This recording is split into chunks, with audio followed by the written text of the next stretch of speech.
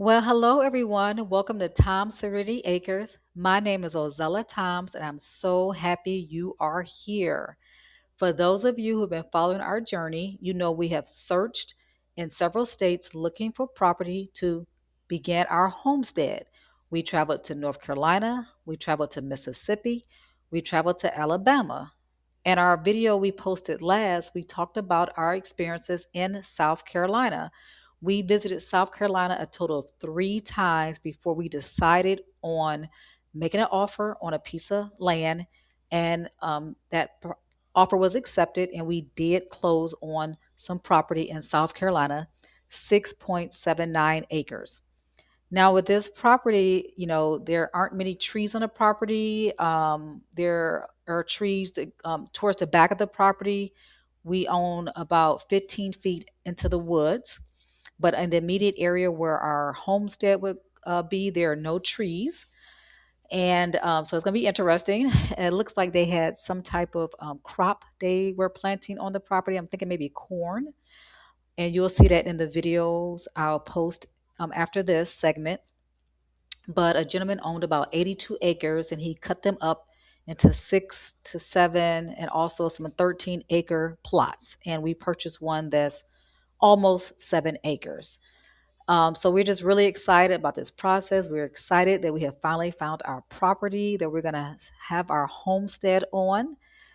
But before I show some clips of the property, which you'll see Michael driving on the property, and you'll see me on the property as well, kind of talking about the property and showing where one of the neighbors are.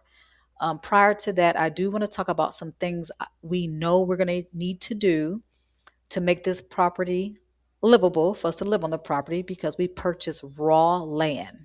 All right. So one of the things we got to do is put some type of dwelling on the property. We need to have something to live in. And initially, we were looking at barndominiums. We wanted to put some people call them barndos. If you don't know what they are, just Google them. You'll see they're all kind of barndominiums. And we were really interested in that type of home because you're able to get a lot for the money, a lot of space for the money. And they're all different designs and colors and styles. We were told when I called the county and by the realtor that the property was unrestricted, which means you can pretty much do whatever you want to do with the property. You can have the animals you want, you can have the kind of home you want, whether it's a mobile, barn mineral, stick built, whatever, camper. But we found out that the county does have some restrictions. So we're not able to put a barn mineral on the property. And so now we're thinking about purchasing a modular home to put on the property. So we will, continue to think about that and what we're going to do far as a residence. We also need to have a well put on the property. We do not have, because of where the property is out in the county, it's not in the city limits, it's in the county.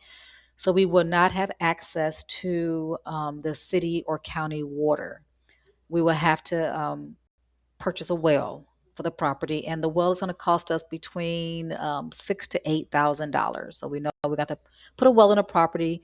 And one benefit to owning a well is we would never have a water bill. So we pay for the well up front, and we have water for the rest of our lives. We may have to do some maintenance to the well at some point, but we won't have a water bill. We're also going to have a septic system put into the onto the property that will allow us to flush the toilet and for our water to be filtrated. So we would have to do that as well. Septic system is going to probably be about $10,000 to $12,000 septic system. So we know we're going to have to do that. When we had the land tested to make sure that the soil perked, which really related to the septic system, we asked for them to test the soil for at least a 4 bedroom home. So we're at least able to have a home up to 4 bedrooms, because the septic system for the perk test was the soil was tested for a septic system supporting at least a 4 bedroom home. So we can have up to a 4 bedroom home on the property.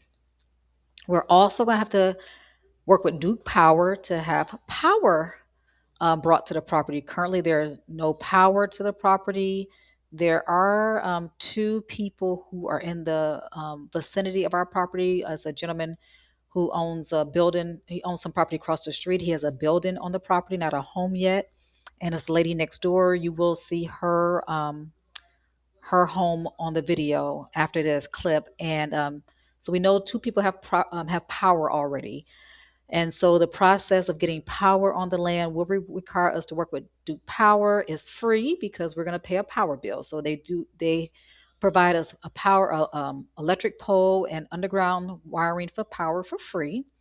But those who own property within our vicinity will have to give permission to the power company to basically access their land to run the wiring. So that's a process there.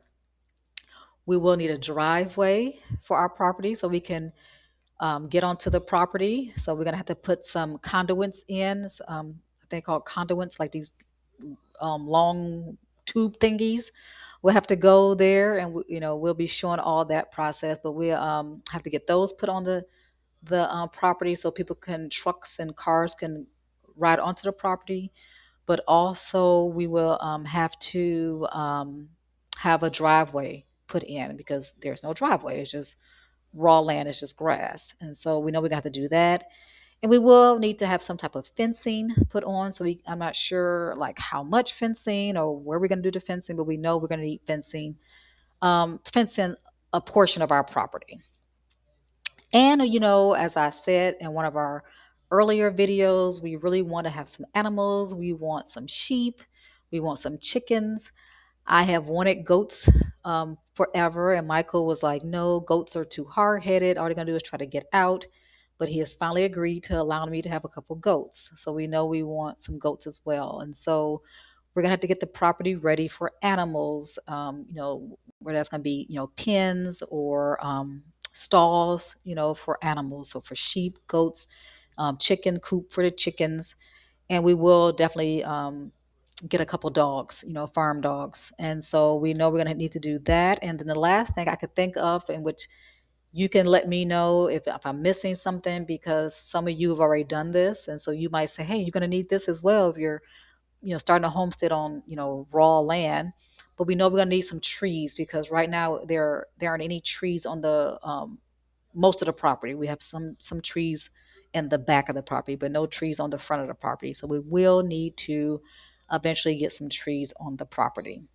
So those are the things I know Michael and I have talked about we're going to need to do to really make sure we are able to establish our homestead. But if there are other things we need to do, or some things I have not thought about, please post some comments so we can consider those things as well.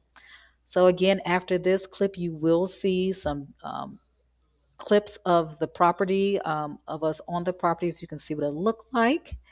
And we are so excited for this process. I hope you are excited to continue following us on this journey as well. So until next time, may you continue to plant seeds of faith, hope, and love. May y'all bless you. Until next time, take care. Not sure what kind of crop this is or was.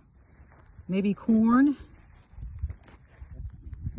wheat, but it was something, probably wheat.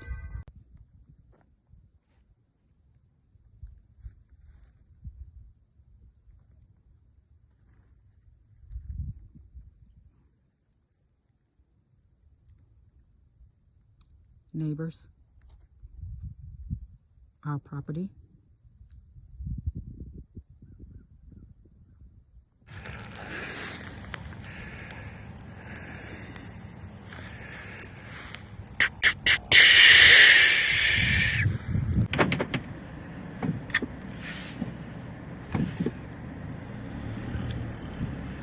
Alright, finally able to drive the car on the property. So we're just gonna drive it around. Property line goes 10 feet past the tree line.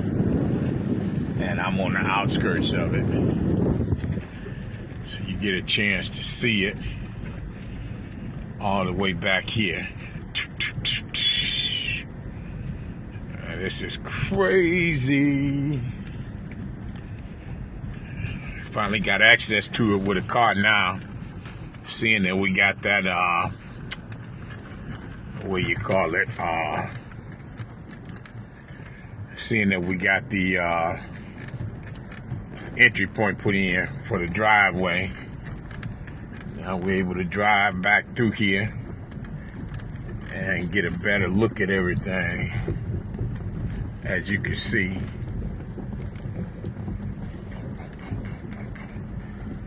this is probably where I'm gonna put the pond at. A lake, little pond, a lake, have some fish, make it do what it do, and go from there. But you can see where the property line ends and things of that nature.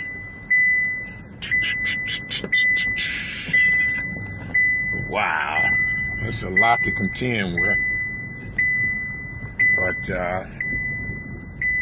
it's all good in the neighborhood. This seatbelt noise getting on my nerve. And it's pretty level, so we're not gonna have to have anything leveled out. Just the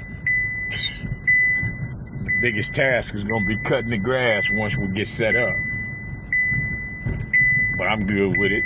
That's therapeutic for me. It's what I do anyway. So camp out here, do all of that. Alright, and there you have it. I just drove all the way around pretty much the property. As you can see, it's the new entry point. That's all good in the neighborhood.